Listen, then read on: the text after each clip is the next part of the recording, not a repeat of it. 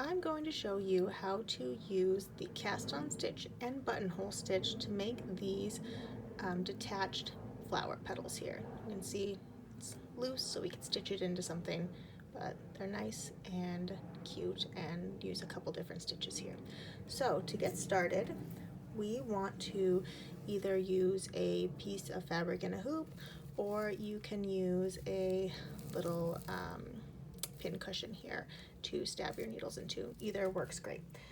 But you can see I have inserted 2 darning needles into my fabric here, and they will just sit in the fabric for a second. Then we are going to take our thread and we're going to make a square knot around the base of our needles here.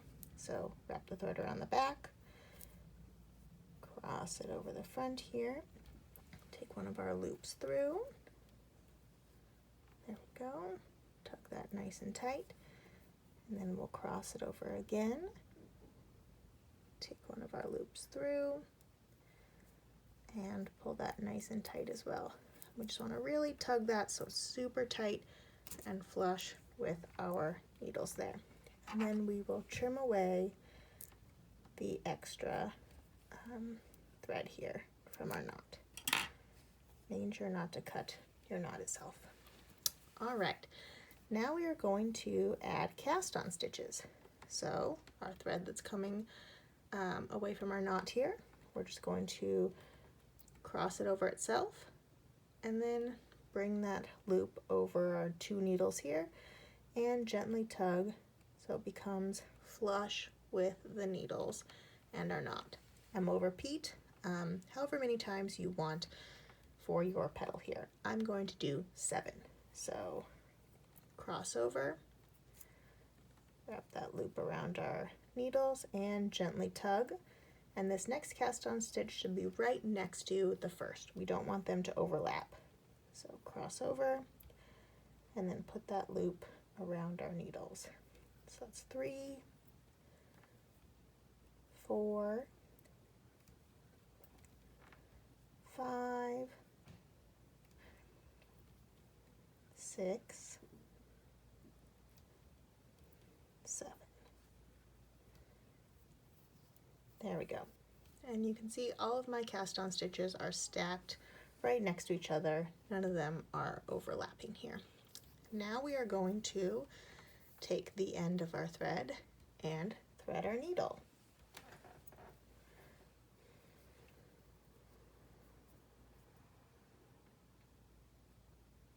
There we go. Next, we want to just slide our cast on stitches up our needles here and take them out of the fabric, leaving them on the needle.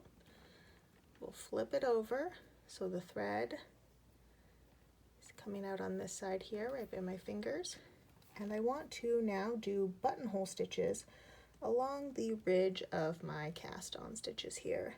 So I'm going to insert my needle into that first kind of like loop of my cast on stitches. Then I'm going to wrap the thread around that needle there so it essentially goes over the thread, and then I just gently pull that through like so, and we're going to work our way all the way down to the end here. So find the next little loop of my cast on stitch and make sure my needle that's threaded is going over the thread that's coming out of the stitches there. Again, into my loop, over the thread, as we work our way down here. Let's see, I want this right there. There we go. Find our next one here. Wrap our thread around. Find our next little loop. There we go. And I think we're on our last one here. Lovely. Loop and wrap around. Okay, now our thread is at the top of our ridge here, and I need to get it to the other side. So to do that, I'm going to hold my needles perpendicular and kind of pinch the ridge we've just made, wrap my thread around the back of the needles, and then slide my thread just underneath this first loop here. It can be a little tricky when you have multiple needles in there. Oh. There we go.